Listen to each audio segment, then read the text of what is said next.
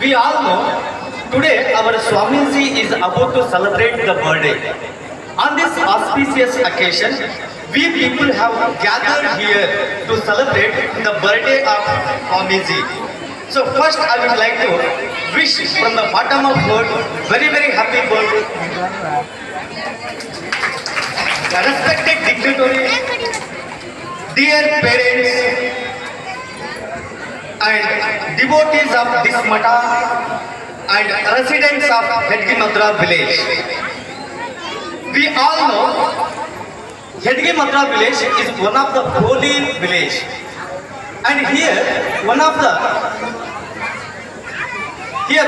school has been established by name SS Vidyapita. SS Vidyapita, it is not a just school, it is the door for future. And the children, those who are going to get the education here, definitely they will be achieving something extraordinary in the future. So keeping this in the mind, our Swamiji has given lot of importance, especially for the education. So ತಮಗೆಲ್ಲ ಗೊತ್ತಿರುವ ಹಾಗೆ ಇಂದಿನ ದಿನಗಳಲ್ಲಿ ಶಿಕ್ಷಣ ಯಾವ ರೀತಿಯ ಮಹತ್ವವನ್ನು ಪಡೆದುಕೊಂಡಿದೆ ಅಂತ ಹೇಳ್ಬಿಟ್ಟು, ಯಾವ ವ್ಯಕ್ತಿ ಶಿಕ್ಷಣವನ್ನು ಪಡೆದುಕೊಳ್ಳುತ್ತಾನೆ, ಸಹಜವಾಗಿ ಆ ವ್ಯಕ್ತಿ ಜೀವನದಲ್ಲಿ ಏನಾದರೂ ಒಂದು ಹೊಸದಾಗಿ ಸಾಧನೆ ಮಾಡಲಿಕ್ಕೆ ಸಾಧ್ಯ ಆಗುತ್ತೆ. ಆ ದೃಷ್ಟಿಕೋನದಿಂದ ನಮ್ಮ ಶ್ರೀಗಳು ಈ ವಿಶಾಲವಾಗಿರ್ತಕ್ಕಂಥ ಒಂದು ಕ್ಯಾಂಪಸ್ನಲ್ಲಿ SS ವಿದ್ಯಾಪೀಠ ಶಾಲೆ ಅಂತ ಹೇಳ್ಬಿಟ್ಟು ಪ್ರಾರಂಭ ಮಾಡಿದ್ದಾರೆ. ಸೊ ಈ ಶಾಲೆಯ ಒಂದು ಮಹತ್ವ ಏನಪ್ಪಾ ಅಂತಂದ್ರೆ, the importance of this school is specially training the children in English medium. ಶ್ರೀಗಳ ಆಶಯದಂತೆ ಇಲ್ಲಿ ಕಲಿತಕ್ಕಂತಹ ಎಲ್ಲ ವಿದ್ಯಾರ್ಥಿಗಳು ಆಂಗ್ಲ ಭಾಷೆಯಲ್ಲಿ ನಿರರ್ಗಳವಾಗಿ ಮಾತಾಡಬೇಕು. So each and every child is supposed to speak fluently in English. So that is the wish of our Swamiji. ಅದರ ಜೊತೆಗೆ ಸ್ವಾಮೀಜಿ ಅವರು ಏನು ಬಯಸ್ತಾ ಇದ್ದಾರಪ್ಪ ಅಂತಂದ್ರೆ, ಮುಂದೆ ಬರ್ತಕ್ಕಂಥ ದಿನಗಳಲ್ಲಿ ಇದೇ ವೇದಿಕೆ ಮೇಲೆ ನಮ್ಮ ಶಾಲೆಯಲ್ಲಿ ಓದಿರ್ತಕ್ಕಂಥ ವಿದ್ಯಾರ್ಥಿಗಳು ನಿರರ್ಗಳವಾಗಿ ಇಲ್ಲಿ ಇಂಗ್ಲಿಷ್ ನಲ್ಲಿ ಮಾತಾಡಬೇಕು. ಸೊ ಆ ಒಂದು ದೃಷ್ಟಿಕೋನದಿಂದ ನಾವು ಯಾವ ರೀತಿಯ ಅಟ್ಮಾಸ್ಫಿಯರ್ ಅನ್ನ ಇಲ್ಲಿ ಕ್ರಿಯೇಟ್ ಮಾಡ್ತಾ ಇದೀವಿ ಅಂತಂದ್ರೆ, every child is suppose to learn the English. ನಿಮ್ಗೆಲ್ಲ ಗೊತ್ತಿರೋ ಹಾಗೆ eat English, drink English, sleep English, everything is suppose to take place only in English. And you know very well, if at all we need to learn any language, better that we need to make use of that language. And if we are going to make use of that language often and often, 100% we are going to learn that language as early as possible. ಅಂದ್ರೆ ಯಾವುದೇ ಒಂದು ಭಾಷೆಯನ್ನ ಕಲಿಬೇಕಾದಾಗ ಆ ಭಾಷೆಯನ್ನ ಸತತವಾಗಿ ನಾವು ಬಳಕೆ ಮಾಡಬೇಕಾಗತ್ತೆ. ನಾವು ಎಷ್ಟು ಆ ಭಾಷೆಯನ್ನ ಬಳಕೆ ಮಾಡ್ತೀವಿ ಅಷ್ಟು ಬೇಗ ಆ ಭಾಷೆಯನ್ನ ಕಲಿಲಿಕ್ಕೆ ಸಾಧ್ಯ ಆಗುತ್ತೆ. ಒಂದು ವೇಳೆ ಆ ಭಾಷೆಯನ್ನ ನಾವು ಬಳಕೆ ಮಾಡದೇ ಹೋದ್ರೆ ಭಾಷೆ ಕಲಿಯೋದು ತುಂಬಾ ಕಠಿಣವಾಗುತ್ತೆ. ಆ ದೃಷ್ಟಿಕೋನದಿಂದ ನಮ್ಮ ಶಾಲೆಯಲ್ಲಿ ಯಾವ ರೀತಿಯ ವಾತಾವರಣವನ್ನ ನಾವು ನಿರ್ಮಿಸಿದೀವಪ್ಪ ಅಂತಂದ್ರೆ, ಪ್ರತಿಯೊಬ್ಬ ಶಿಕ್ಷಕ, ಪ್ರತಿಯೊಬ್ಬ ವಿದ್ಯಾರ್ಥಿ ಎಲ್ಲ ಸಮಯದಲ್ಲೂ ಕೂಡ ಕೇವಲ ಆಂಗ್ಲ ಭಾಷೆಯಲ್ಲೇ ಮಾತಾಡಬೇಕು. ಸೊ ಆಂಗ್ಲ ಭಾಷೆಯಲ್ಲಿ ಮಾತಾಡಿ ಇಂಗ್ಲಿಷ್ ನಲ್ಲಿ ಒಂದು ಸೇಯಿಂಗ್ ಇದೆ, ನಿಮ್ಗೆ ಗೊತ್ತಿರ್ಬೋದು, ಪ್ರಾಕ್ಟೀಸ್ ಮೇಕ್ಸ್ ಮ್ಯಾನ್ ಪರ್ಫೆಕ್ಟ್ ಅಂತ ಹೇಳ್ಬಿಟ್ಟು. ಸೊ ಇದೇ ರೀತಿ ನಾವು ಪ್ರಾಕ್ಟೀಸ್ ಮಾಡ್ತಾ ಹೋದಾಗ ಒಂದಲ್ಲ ಒಂದು ದಿನ 100% ಎಲ್ಲ ಮಕ್ಕಳು ಆಂಗ್ಲ ಭಾಷೆಯಲ್ಲಿ ನಿರರ್ಗಳವಾಗಿ ಮಾತಾಡಲಿಕ್ಕೆ ಸಾಧ್ಯ ಆಗುತ್ತೆ. ಸೊ ಅದಕ್ಕೆ ಬೇಕಾಗಿರ್ತಕ್ಕಂಥ ಎಲ್ಲ ಮೂಲಭೂತ ಸೌಕರ್ಯಗಳನ್ನ ನಮ್ಮ ಶಾಲೆ ಮಕ್ಕಳಿಗೆ ಒದಗಿಸ್ತಾ ಇದೆ. ನಿಮ್ಗೆಲ್ಲ ಗೊತ್ತಿರಬಹುದು, ಈಗಾಗಲೇ ಸುಸಜ್ಜಿತವಾಗಿರ್ತಕ್ಕಂಥ ಶಾಲಾ ಕಟ್ಟಡ, ವಿಶಾಲವಾಗಿರ್ತಕ್ಕಂಥ ತರಗತಿ ಕೋಣೆಗಳು, ಡಿಜಿಟಲ್ ಕಂಪ್ಯೂಟರ್ ಲ್ಯಾಬ್ಗಳು, ಈ ಎಲ್ಲ ವ್ಯವಸ್ಥೆಗಳನ್ನ ನಾವು ನೋಡಿದಾಗ ಸಹಜವಾಗಿ ನಮ್ಗೆ ಗೊತ್ತಾಗುತ್ತೆ ಸ್ವಾಮೀಜಿಗಳು ಯಾವ ರೀತಿ ಈ ಹಿಂದುಳಿದ ಭಾಗದ ಮಕ್ಕಳಿಗೆ ಒಂದು ಉನ್ನತ ವ್ಯಾಸಂಗವನ್ನ, ಉನ್ನತ ಶಿಕ್ಷಣವನ್ನ ನೀಡಲಿಕ್ಕೆ ಪ್ರಯತ್ನ ಪಡ್ತಾ ಇದ್ದಾರೆ ಅಂತ ಹೇಳ್ಬಿಟ್ಟು. ಸೊ ಬರುವ ದಿನಗಳಲ್ಲಿ 100ಕ್ಕೆ 100 ಈ ಶಾಲೆಯು ಕೂಡ ಒಂದು ಅದ್ಭುತವಾದ ಶಾಲೆಯಾಗಿ ಪರಿವರ್ತನೆಯಾಗುವುದರಲ್ಲಿ ಸಂಶಯವೇ ಇಲ್ಲ. ಸೊ ಹಾಗಾಗಿ ಈ ಪ್ರಯತ್ನವನ್ನ ನಾವೆಲ್ಲರೂ ಸಹಕರಿಸಿ ನಾವು ಅವರಿಗೆ ಕೋಆಪರೇಟ್ ಮಾಡಬೇಕು. ಜೊತೆಗೆ ಈ ಹೆಡ್ಗಿಮದ್ರಿ ಭಾಗದ ಮತ್ತು ಅಕ್ಕಪಕ್ಕ ಸಾಲುಗಳಿಂದ ಮಕ್ಕಳು ಇಲ್ಲಿ ಪ್ರವೇಶವನ್ನು ಪಡೆದುಕೊಂಡು ಒಂದು ಉನ್ನತವಾದ ಗುಣಮಟ್ಟವಾದ ಶಿಕ್ಷಣವನ್ನು ಪಡ್ಕೊಳ್ಬೇಕಂತ ಹೇಳ್ಬಿಟ್ಟು ತಮ್ಮಲ್ಲಿ ವಿನಂತಿಸಿಕೊಳ್ತಾ ಇದ್ದೀನಿ. ಸೊ ನೆಕ್ಸ್ಟ್ ಏನಪ್ಪಾ ಅಂತಂದ್ರೆ, ನಮ್ಮ ಶಾಲೆಯಲ್ಲಿ ಈ ವರ್ಷ ಯಾವ್ಯಾವ ಶಿಕ್ಷಕರು ಬೋಧನೆಯನ್ನ ಮಾಡ್ತಾ ಇದ್ದಾರೆ. So now I am going to introduce the staff of my school. See, ಪ್ರಪ್ರಥಮವಾಗಿ ಶ್ರೀಮತಿ ಗಂಗಮ್ಮ HM ಅಂದ್ರೆ ಹೆಡ್ ಮಾಸ್ಟರ್ ಆಗಿ ಕೆಲಸ ನಿರ್ವಹಿಸ್ತಾ ಇದ್ದಾರೆ.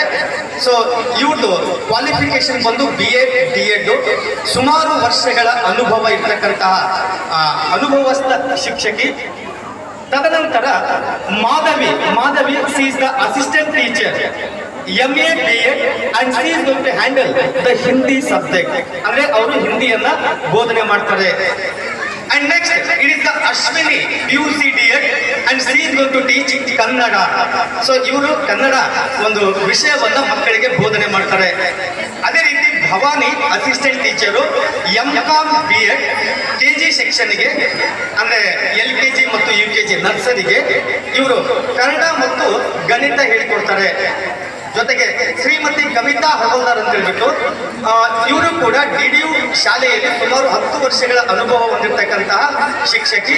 ಸೊ ಇವರು ಕೂಡ LKG UKGಗೆ EVS ಮತ್ತು ಇಂಗ್ಲಿಷ್ ಅನ್ನ ಹೇಳ್ಕೊಡ್ತಾರೆ. So now I am going to introduce specially the Kerala teachers. My dear parents, try to understand, as our Swamiji is wishing to create the English atmosphere in our school campus, we have given the importance for appointing the Kerala teachers. And you know, once the Kerala teachers are going to come here, anyhow they doesn't know the Kannada. And as they doesn't know the Kannada, they are going to speak only in English. And it becomes mandatory for the children also to speak in English. And as a result, in course of time, the children are also going to become perfect in English. So keeping this in the mind only, we are offering good salary for them along with the accommodation, and we are taking the risk also only for giving quality education for our children. ಅಂದ್ರೆ ನಮ್ಮ ಮಕ್ಕಳಿಗೆ ಒಂದು ಗುಣಮಟ್ಟದ ಶಿಕ್ಷಣವನ್ನು ನೀಡುವುದಕ್ಕಾಗಿ ಹೆಚ್ಚಿನ ಸಂಬಳವನ್ನು ನೀಡಿ ಕೇರಳದಿಂದ ಶಿಕ್ಷಕರನ್ನ ನಾವು ಆಯ್ಕೆ ಮಾಡಿ ಅವರಿಂದ ಮಕ್ಕಳಿಗೆ ಬೋಧನೆ ಮಾಡಿಸ್ತಾ ಇದ್ದೇವೆ. ಇದರ ಮೂಲ ಉದ್ದೇಶ ಅಂತಂದ್ರೆ, ಕೇರಳ ಟೀಚರ್ಸ್ಗೆ ಕನ್ನಡ ಭಾಷೆ ಬರಲ್ಲ. ಸೊ ಕೇರಳ ಟೀಚರ್ಗೆ ಕನ್ನಡ ಭಾಷೆ ಬರಲ್ಲ ಅಂದಾಗ ಸಹಜವಾಗಿ ಅವರು ಇಂಗ್ಲಿಷ್ನಲ್ಲೇ ಮಾತಾಡ್ತಾರೆ. ಸೊ ಮಕ್ಕಳಿಗೂ ಕೂಡ ಅನಿವಾರ್ಯವಾಗಿ ಇಂಗ್ಲಿಷ್ ಮಾತಾಡಲೇಬೇಕಾಗುತ್ತೆ. ಸೊ ಹಾಗಾಗಿ ಕೆಲವೇ ದಿನಗಳಲ್ಲಿ ಮಕ್ಕಳು ಕೂಡ ಇಂಗ್ಲಿಷ್ ಅನ್ನ ಕಲ್ತ್ಕೊಂಡು ಬಿಡ್ತಾರೆ. ಹೌದಾ ಇಲ್ವಾ? Yes.